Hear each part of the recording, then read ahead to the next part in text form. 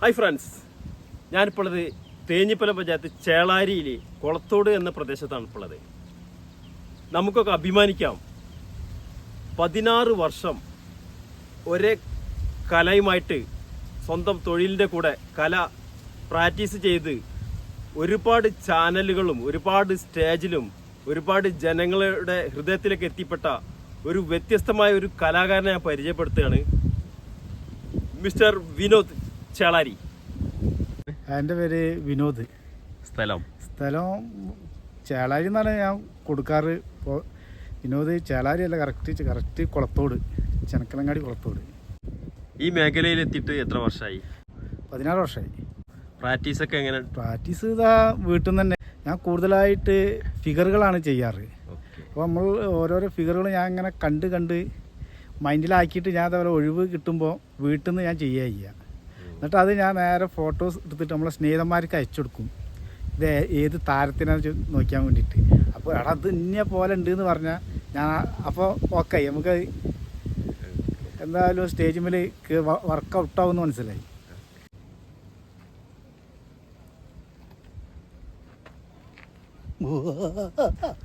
എൻ്റെ അമ്മോ, എടാ ഉഷാജ് പോറേ, നിന്നടാ പറഞ്ഞത് ചിരിക്കരുത്. ചിരിച്ചാൽ നിന്റെ പല്ലിന് ഞാൻ ക്ലിപ്പിടും.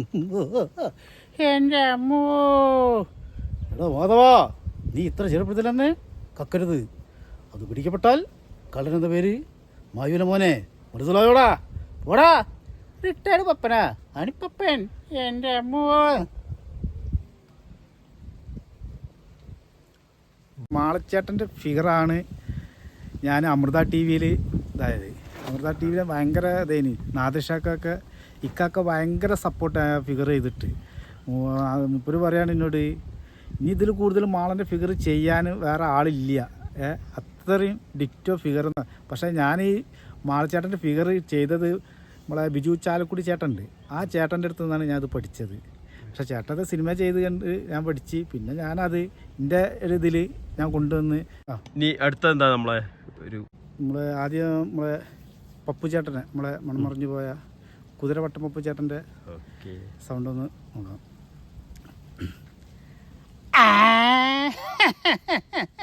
അല്ല മോനെ, ഇവിടെ ബസ് ഒന്നും നിർത്തൂലോ. ടാക്സി വിളിക്കണ, ടാക്സി. അല്ല മോനെ, ആളെ മൊഴന്താക്കടോ. ഇനി നമുക്ക് നമ്മളെ കൽപ്പന ചേച്ചിനെ ഒന്ന് നോക്കാം. ഷൂ, എൻ്റെ ഗുരുവായൂരപ്പ, ഇത് കൊണ്ട് എനിക്ക് വൈ. 10ാം ക്ലാസ്സിൽ 10 കൊല്ലം തോറ്റപ്പോഴും ഇത് ഞാനും ഒരു കൂസലുമല്ലല്ലോ. പോ മനുഷ്യ അവിടുന്ന്, എന്ത് വാടി നോക്കി നിൽക്കുന്നത്. ഈ കഴിഞ്ഞ അടുത്ത് നമുക്ക് കൊച്ചു പ്രേമനെ ഒന്നങ്ങനെ നോക്കാം. എന്തുവാട് കാട്ടി വെച്ചേക്കുന്നത്?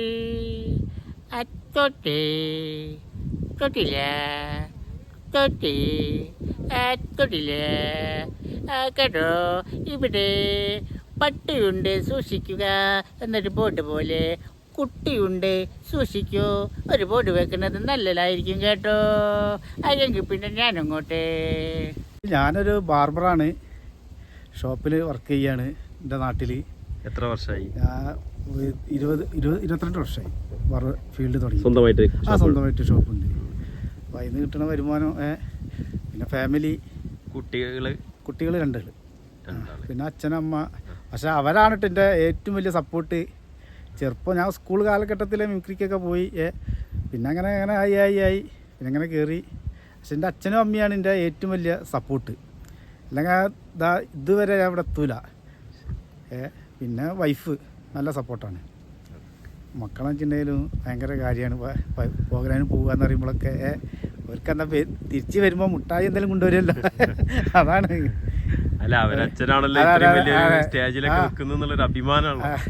അതുപോലെ ചാനലിലൊക്കെ കണ്ടപ്പോൾ അവർക്ക് ഭയങ്കര ഒരു സന്തോഷം. മക്കൾക്കും ആയാലും പിന്നെ അച്ഛനായാലും അമ്മക്കൊക്കെ ആയാലും അവരാണ് എന്നെ അത്രയും സപ്പോർട്ട് ചെയ്ത ആളുകൾ. പിന്നെ എൻ്റെ നാട്ടുകാർ നല്ല സപ്പോർട്ടാണ്. ഓരൊക്കെ ഉള്ളതുകൊണ്ട് ഈ നമ്മളെ ബാക്കിൽ ഓലുള്ളതുകൊണ്ടാണ് നമ്മൾ ഇത്രയും ലെവലെത്തിയത്.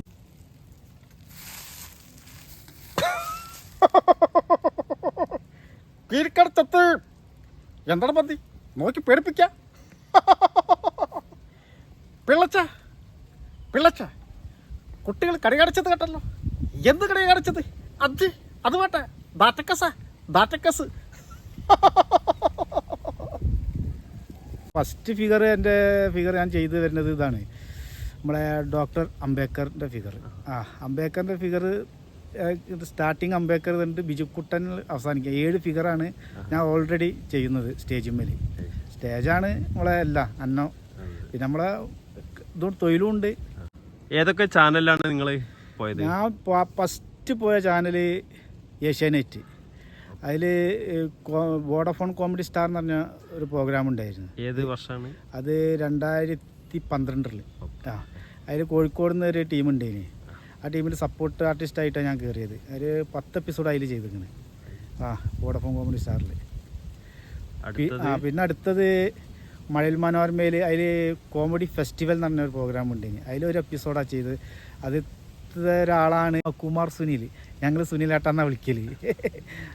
മൂപ്പരെ ആണ് എന്നെ അതിലേക്ക് കൊണ്ടുപോകണത്.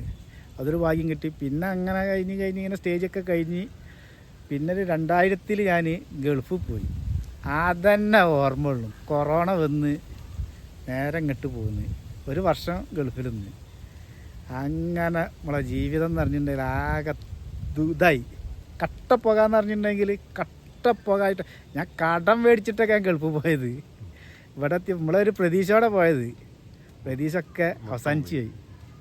ഒക്കെ എന്താ പൊട്ടിയ പട്ടം ഉണ്ടല്ലോ, കയറ് പൊട്ടിയ പട്ടം പോലെ ഇനി ഞാൻ വീട്ടിലേക്ക് എത്തിയത്. ഒന്നുമില്ലാതെ ഞാൻ വീട്ടിലെത്തിയത്.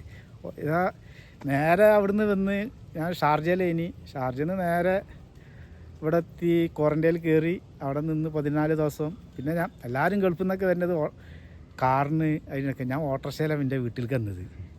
14 ദിവസം ക്വാറൻറ്റൈൻ കിടന്നിട്ട് വീട്ടിലേക്ക് വന്ന് അന്ന് ഭയങ്കര സങ്കടം എന്ന് പറഞ്ഞാൽ സങ്കടം ഇനി ആലോചിക്കാൻ വയ്യ. ഇപ്പോഴത്തെ അവസ്ഥ എങ്ങനെ?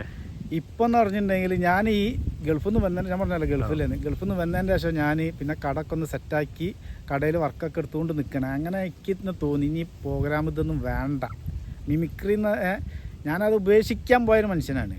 ഇതൊക്കെ അങ്ങനെയാണ് എൻ്റെ കടൻ്റെ നമ്മളൊരു സ്നേഹിതൻ പ്രേമേട്ടൻ, ഗിറ്റാറിസ്റ്റ് പ്രേമേട്ടൻ. മൂപ്പര് വലിയ ഗാനമേള ട്രൂപ്പുകളൊക്കെ ഗിറ്റാർ വായിക്കുന്ന ആളാണ്. അങ്ങനെ പ്രേമേട്ടനോട് ഞാൻ പറഞ്ഞു, പ്രേമേട്ടൻ ഇങ്ങനൊന്നും ഞാൻ ചെയ്യണില്ല, അതൊക്കെ ഇനി വേണ്ട. അതിൽ മൂപ്പര് എന്നോട് പറഞ്ഞു, എടാ വിനോദേ, ദൈവം തന്ന കാലം ഇത് എല്ലാവർക്കും കിട്ടൂല. ഓരോരുത്തർക്ക് അത് കിട്ടണ സംഭവം ഇതായിട്ടില്ലാതെ നശിപ്പിക്കരുതെന്ന് മൂപ്പര് പറഞ്ഞു. അപ്പോൾ ഞാൻ പിന്നെ പെരയിൽ വന്നിങ്ങനെ ആലോചിച്ച്, പ്രേമേട്ടൻ പറഞ്ഞത് ശരി തന്നെയാണല്ലോ, നമുക്ക് എല്ലാവർക്കും ഇല്ല. ഞാൻ ഇങ്ങനെ നോക്കിയപ്പോൾ ഞങ്ങളെ ചുറ്റുപാടൊന്നും ആരും മിമിക്രിക്കാരും ഇല്ല, ആരും ആൾക്കാരും ഇല്ല. അപ്പം എനിക്ക് തോന്നി, അല്ല ഞാൻ മാത്രമല്ലേ ഉള്ളൂ ഇവിടെ മിമിക്രിക്കാരെ, ആളുകൾ ഇതാറുണ്ടല്ലോ. അങ്ങനെ ഞാൻ അവിടുന്ന് മൂപ്പരാ വർത്താനത്തും വന്നിട്ടുണ്ടല്ലോ.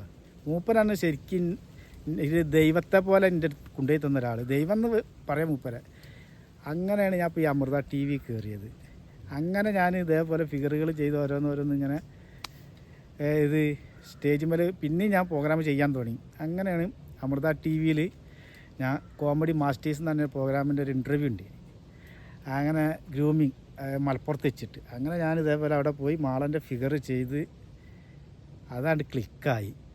അവർക്ക് ഇഷ്ടപ്പെട്ട് അങ്ങനെ ഒരു 2 ആഴ്ചൻ്റെ ഉള്ളിൽ ഞാൻ പിന്നെ തിരുവനന്തപുരം പോയി സ്റ്റുഡിയോയിൽ പോയി മാളൻ ആ പ്രോഗ്രാം ചെയ്ത് നല്ല അഭിപ്രായം എന്ന് പറഞ്ഞിട്ടുണ്ടെങ്കിൽ നാദൃശക്കാക്കൻ്റെ ഓരോ ഇക്കാൻ്റെ ഒക്കെ മുന്നിൽ നമ്മളിത് ചെയ്യാമെന്ന് പറഞ്ഞ് മാളൻ്റെ ഒക്കെ ഫിഗർ ചെയ്യാന്ന് പറഞ്ഞിട്ടുണ്ടെങ്കിൽ എൻ്റെ മുട്ട് വരയ്ക്കാൻ വെള്ളത്തിന് ഇതായിച്ചിട്ട് നമുക്ക് എന്തായാലും ഓരൊക്കെ മുന്നിൽ ഇത് ചെയ്യാമെന്ന് പറഞ്ഞാൽ വലിയൊരു ഭാഗ്യം തന്നെ എനിക്ക്. പിന്നെ അവിടെ നിന്ന് എനിക്ക് തോന്നി. പിന്നെ അത് ഞാൻ അങ്ങനെ കൊണ്ട് എപ്പോഴും തന്നെ. ഇപ്പൊ നിങ്ങളെ ഈ പ്രശ്നങ്ങളൊക്കെ സോൾവ് ആയോ? ഇതൊരു ഉപജീവനാക്കി മാറ്റാൻ പറ്റും. സത്യം. ഇതന്നെ ഇപ്പം എൻ്റെ ഒരു ഉപജീവന മാർഗം. നമ്മൾ ഇതൊക്കെ തന്നെയാണ് നമ്മളെ പരിപാടികൾ. ഇതിപ്പോൾ ഇന്നലെ പരിപാടി ഉണ്ട്, എനിക്ക് സ്റ്റേജ് ഷോ ഉണ്ട് ഇനി. പിന്നെ ഇപ്പോൾ ഒരു നാടൻ പാട്ടിൻ്റെ അപ്പുറം ഞാൻ പോകുന്നുണ്ട്. ഒരു താഴ്മൊഴി ഫോക്ക് ബാൻഡ് എന്ന് പറഞ്ഞിട്ടുണ്ടെങ്കിൽ തേഞ്ഞിപ്പലം യൂണിവേഴ്സിറ്റി ആസ്ഥാനമാക്കിയിട്ടൊരിതുണ്ട്. ഓരോ അപ്പുറം ഞാൻ പോകുന്നുണ്ട്. ഇനിയും നിങ്ങൾ ഒരുപാട് ഉയരത്തിലേക്ക് എത്തട്ടെ എന്ന് പ്രാർത്ഥിക്കുന്നു. ഒരുപാട് കഴിവുകൾ നിങ്ങൾക്കുണ്ട്. ഇനിയും അത് പുറത്തെടുത്ത് വളരെ ലോകത്തിൻ്റെ പല ഭാഗത്ത് നിങ്ങൾ എത്തട്ടെ എന്ന് പ്രാർത്ഥിക്കുന്നു. Okay, all the best. Thank you. എല്ലാവർക്കും നമസ്കാരം.